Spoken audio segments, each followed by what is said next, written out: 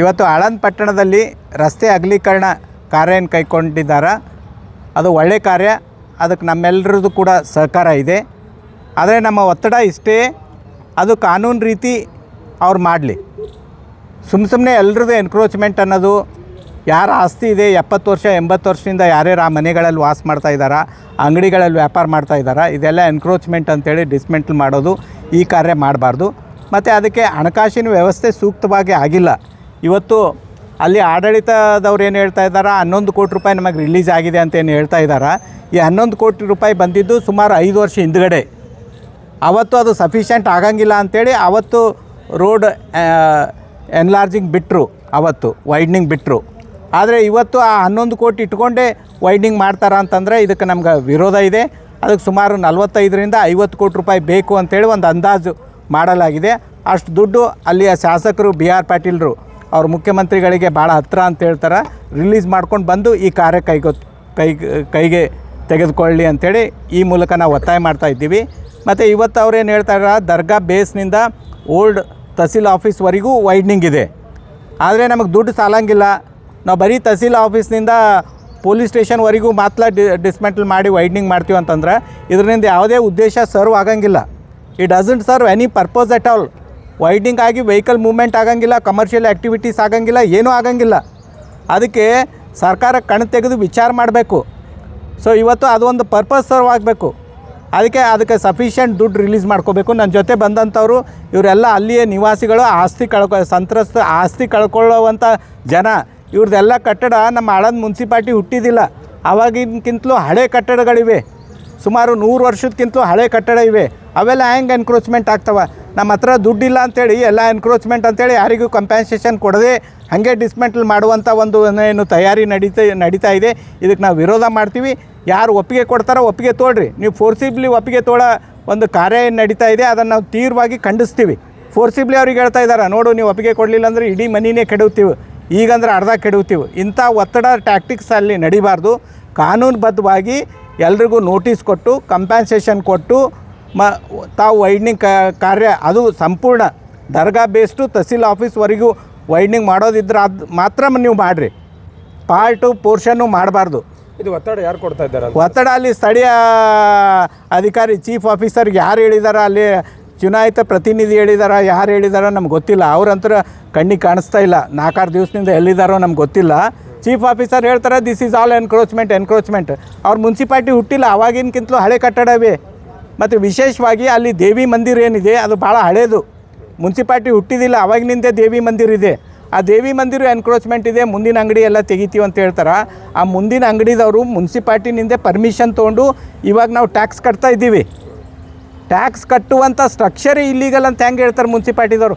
ಒಂದು ಕಡೆ ಇವು ಲೀಗಲ್ ಅವ ಅಂತೇಳಿ ಅವರೇ ಟ್ಯಾಕ್ಸ್ ತೊಳ್ತಾ ಇದ್ದಾರೆ, ಇನ್ನೊಂದು ಕಡೆ ಇಲ್ಲೀಗಲ್ ಅಂತ ಹೇಳಿದ್ರೆ ಅದು ತಪ್ಪನ್ನಿಸ್ತದ. ನಿಮ್ಮ ಹತ್ರ ದುಡ್ಡಿಲ್ಲ ಅಂತಂದ್ರೆ ಬಾಯಿ ಬಿಟ್ಟು ಹೇಳ್ರಿ, ದುಡ್ಡಿಲ್ಲ ನಮ್ಗೆ ಕೊಡೋಕೆ ಆಗಂಗಿಲ್ಲಪ್ಪ, ರೋಡ್ ವೈಡ್ನಿಂಗ್ ಮಾಡಬೇಕು ಅಂತೇಳಿ ಹೇಳ್ರಿ. ಅದು ಬಿಟ್ಟು ಸುಮ್ಮನೆ ಎನ್ಕ್ರೋಚ್ಮೆಂಟ್ ಅಂತೇಳಿ ಜನರಿಗೆ ಮರಳು ಮಾಡುವಂಥ ಟ್ಯಾಕ್ಟಿಕ್ಸ್ ಮಾಡಬಾರ್ದು ಅಂತೇಳಿ ಈ ಮೂಲಕ ನಾವು ಒತ್ತಾಯ ಮಾಡ್ತೀವಿ. ಮೇನ್ ಕೈವಾಡ ಏನು ಅಂತಂದ್ರೆ ಒಂದು ಪೋರ್ಷನ್ ಮಾತ್ರ, ಒಂದು 25% ರೋಡ್ ವೈಡ್ನಿಂಗ್ ಮಾತ್ರ ಮಾಡ್ಬೇಕಂತಾರೆ. ಈ 25% ಜನ ಅವ್ರಿಗೆ ಬೇಡಾದವ್ರು ಅದಾರ, ಅಲ್ಲಿಯ ರಾಜಕೀಯ ವ್ಯಕ್ತಿಗಳಿಗೆ ಇವ್ರು ಬೇಡಾದವ್ರು ಅದ. ಅದಕ್ಕೆ ನಮ್ಮೆಲ್ಲರದ್ದು ಒಂದು ಸೆಂಟಿಮೆಂಟ್ಲ ಅಟ್ಯಾಚ್ಮೆಂಟ್ ಇದೆ ದೇವಿ ಮಂದಿರಕ್ಕೆ. ಅದಕ್ಕೇನಾದರೂ ಕೈ ಹಚ್ಚಿದ್ರೆ ಭಾಳ ದೊಡ್ಡ ಹೋರಾಟ ಮಾಡಬೇಕಾಗ್ತದೆ ಅಂತೇಳಿ ಸರ್ಕಾರಕ್ಕೆ ಎಚ್ಚರಿಕೆ ಕೊಡ್ತೀನಿ. ನೋಟಿಸೇ ಕೊಟ್ಟಿಲ್ಲ ಅವರು, ಇದುವರೆಗೂ ಡಿಸ್ಮೆಂಟಲ್ ನೋಟಿಸೇ ಕೊಟ್ಟಿಲ್ಲ. ಅವರು ವಿಲ್ಲಿಂಗ್ನೆಸ್ ಲೆಟರ್ ರೆಡಿ ಮಾಡ್ಯಾರ, ಅದು ಫೋರ್ಸಿಬ್ಲಿ ಸಿಗ್ನೇಚರ್ ಮಾಡ್ಕೊಳ್ತಾ ಇದ್ದಾರೆ ಮುಗ್ಧ ಜನರಿಗೆ. ಸರ್ ಇದು ದಿಢೀರ್ ನಿರ್ಧಾರ ಯಾವ ಕಾರಣಕ್ಕಾಗಿ? ಇದು ಯಾವ ಕಾರಣವೂ ಗೊತ್ತಿಲ್ಲ. ಇದು ಸುಮಾರು 20 ವರ್ಷದಿಂದ ಚರ್ಚೆಯಲ್ಲಿತ್ತು. ಆ ದುಡ್ಡು ಇಲ್ಲ ಅಂತೇಳಿ ಆವಾಗ ಸುಭಾಷ್ ಗುತ್ತೇದಾರ್ MLA ಇದ್ದಾಗ ನಂಗೆ ಸಫಿಷಿಯೆಂಟ್ ದುಡ್ಡಿಲ್ಲ ಮಾಡೋಕ್ಕಾಗಲ್ಲ ಅಂತ ಕೈ ಬಿಟ್ಟಿದ್ರು. ಈಗ ಅವ್ರೇನು ರಿಲೀಸ್ ಮಾಡಿದ್ರು ಆ 11 ಕೋಟಿ ತೊಗೊಂಡೇ ಇವರು ವೈಡ್ನಿಂಗ್ ಮಾಡ್ತಾ ಇದ್ದಾರೆ. ಆಫ್ಟರ್ 6 years ಎಸ್ಕಲೇಷನ್ ಆಗಿರ್ತದೆ. ಸ್ಥಳೀಯರು ಹೇಳ್ತಾ ಇದ್ದಾರೆ ಸರ್, ಈಗ ನಮ್ಗೆ ಯಾವುದೇ ಕಾರಣ ಆಫೀಸರ್ಗೆ ತಪ್ಪು ಮಾಹಿತಿ ಕೊಟ್ಟಿದ್ದಾರೆ ಅಥವಾ ಅವರು ಉದ್ದೇಶಪೂರ್ವಕ ಮಾಡ್ತಾ ಇದ್ದಾರೋ ಗೊತ್ತಿಲ್ಲ. ಎಲ್ಲ ಎನ್ಕ್ರೋಚ್ಮೆಂಟ್ ಅಂತ ಹೇಳಕತ್ತಾರೆ, ಕಂಪೆನ್ಸೇಷನ್ ಕೊಡೋದು ಬರ್ತದ ಅಂತೇಳಿ ಎಲ್ಲ ಎನ್ಕ್ರೋಚ್ಮೆಂಟ್ ಹೆಂಗೆ ಆಗ್ತದೆ? ಅದು ಆಗಂಗಿಲ್ಲ. ಅದಕ್ಕೆ ದಯವಿಟ್ಟು ನನ್ನ ಒತ್ತಾಯ ಇಷ್ಟೇ, ಜಿಲ್ಲಾ ಉಸ್ತುವಾರಿ ಸಚಿವರು ಪ್ರಿಯಾಂಕಾ ಖರ್ಗೆ ಅವರು ಜಿಲ್ಲಾಧಿಕಾರಿಗಳು ಮಧ್ಯಪ್ರವೇಶ ಮಾಡಬೇಕು. ಇಲ್ಲಿಗಲ್ ಆ್ಯಕ್ಟಿವಿಟೀಸ್ ಏನಿದೆ ಅದನ್ನು ಸ್ಟಾಪ್ ಮಾಡಬೇಕು, ರೀಸರ್ವೆ ಮಾಡಬೇಕು. ಅದಕ್ಕೆ ಬೇಕಾದಂಥ ದುಡ್ಡಿನ ವ್ಯವಸ್ಥೆ ಮಾಡಿಕೊಂಡು ನೀವು ಆವಾಗ ರೋಡ್ ವೈಡ್ನಿಂಗ್ ಸ್ಟಾರ್ಟ್ ಮಾಡಿರಿ. ಇಲ್ಲ ಸರ್, ವೈಡ್ನಿಂಗ್ನಲ್ಲಿ ರಾಜಕೀಯ ಇರಬಾರ್ದು. ರೋಡ್ ವೈಡ್ನಿಂಗ್ನಲ್ಲಿ ನಾವೆಲ್ಲರದ್ದು ಸಹಕಾರ ಇದೆ. ಇಲ್ಲೇನ ನಮ್ಮ ಆಸ್ತಿ ಇದೆ, ನಮ್ಮ ಇವ್ರದ್ದು ಗುರುಲಿಂಗಯ್ಯ ಸ್ವಾಮಿ ಅಂತೇಳಿ ಅವ್ರದ್ದು ಮಠ 150 ವರ್ಷದ ಹಳಿ ಮಠ ಇದೆ. ಅವರು ಕಂಪೆನ್ಸೇಷನ್ ಕೊಟ್ಟರೆ ಕೊಡೋಕೆ ಅವರು ರೆಡಿ ಇದ್ದಾರೆ. ನಮ್ಮ ಇನ್ನೊಬ್ಬರು ಕಟಾರೆ ಚಕ್ರಪಾಣಿ ಇದ್ದಾರೆ, ಇಲ್ಲಿ ಚಕ್ರಪಾಣಿ ಅವ್ರ ಮನೆ 80 ವರ್ಷದ ಹಳೆ ಮನೆ ಇದೆ, ಅವರು ಕೊಡೋಕೆ ರೆಡಿ ಇದ್ದಾರೆ. ಕಂಪೆನ್ಸೇಷನ್ ಕೊಡ್ರಿ ಅಂತ ಹೇಳ್ತಾ ಇದ್ದೀವಿ ನಾವು ಅಷ್ಟೇ. ನಾವು ವೈಡ್ನಿಂಗಿಗೆ ಯಾರ್ದು ಅಪೋಸ್ ಇಲ್ಲ, ಅದಕ್ಕೆ ಸೂಕ್ತ ರೀತಿಯಲ್ಲಿ ಮಾಡಲಿ ಅಂತ ನಮ್ಮ ಒತ್ತಾಯ ಇದೆ. ಇವತ್ತು ಆಳಂದ ಪಟ್ಟಣದಲ್ಲಿ ರಸ್ತೆ ಅಗಲೀಕರಣ ಕಾರ್ಯ ಏನು ಕೈಗೊಂಡಿದ್ದಾರೆ, ಅದು ಒಳ್ಳೆ ಕಾರ್ಯ, ಅದಕ್ಕೆ ನಮ್ಮೆಲ್ಲರದ್ದು ಕೂಡ ಸಹಕಾರ ಇದೆ. ಆದರೆ ನಮ್ಮ ಒತ್ತಡ ಇಷ್ಟೇ, ಅದು ಕಾನೂನು ರೀತಿ ಅವ್ರು ಮಾಡಲಿ.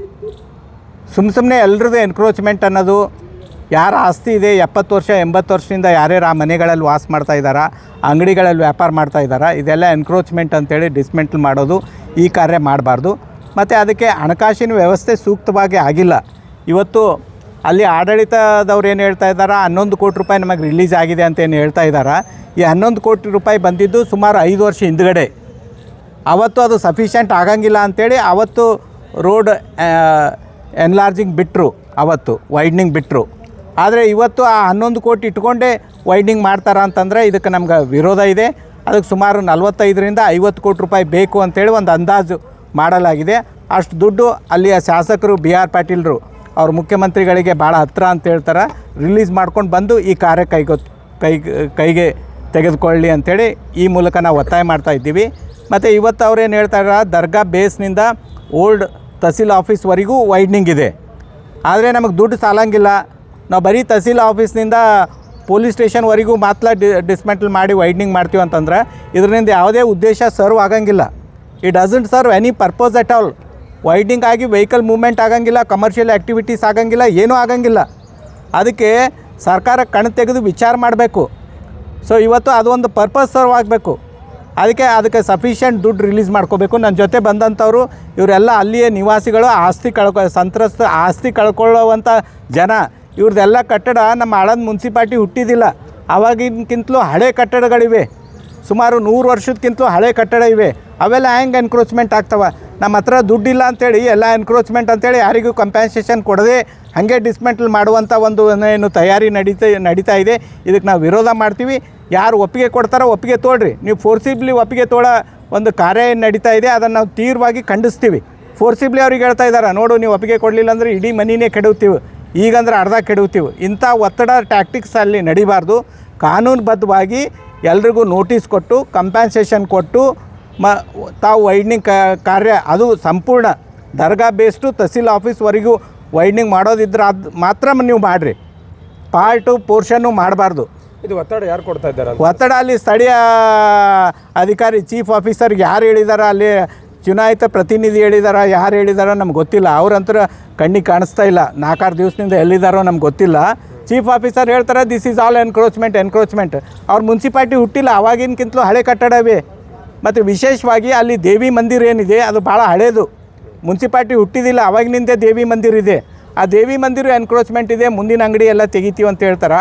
ಆ ಮುಂದಿನ ಅಂಗಡಿದವರು ಮುನ್ಸಿಪಾಲ್ಟಿನಿಂದ ಪರ್ಮಿಷನ್ ತೊಗೊಂಡು ಇವಾಗ ನಾವು ಟ್ಯಾಕ್ಸ್ ಕಟ್ತಾ ಇದ್ದೀವಿ. ಟ್ಯಾಕ್ಸ್ ಕಟ್ಟುವಂಥ ಸ್ಟ್ರಕ್ಚರೇ ಇಲ್ಲೀಗಲ್ ಅಂತ ಹೆಂಗೆ ಹೇಳ್ತಾರೆ ಮುನ್ಸಿಪಾಲ್ಟಿದವರು? ಒಂದು ಕಡೆ ಇವು ಲೀಗಲ್ ಅವ ಅಂತೇಳಿ ಅವರೇ ಟ್ಯಾಕ್ಸ್ ತೊಳ್ತಾ ಇದ್ದಾರೆ, ಇನ್ನೊಂದು ಕಡೆ ಇಲ್ಲೀಗಲ್ ಅಂತ ಹೇಳಿದ್ರೆ ಅದು ತಪ್ಪನ್ನಿಸ್ತದ. ನಿಮ್ಮ ಹತ್ರ ದುಡ್ಡಿಲ್ಲ ಅಂತಂದ್ರೆ ಬಾಯಿ ಬಿಟ್ಟು ಹೇಳ್ರಿ, ದುಡ್ಡಿಲ್ಲ ನಮ್ಗೆ ಕೊಡೋಕೆ ಆಗಂಗಿಲ್ಲಪ್ಪ, ರೋಡ್ ವೈಡ್ನಿಂಗ್ ಮಾಡಬೇಕು ಅಂತೇಳಿ ಹೇಳ್ರಿ.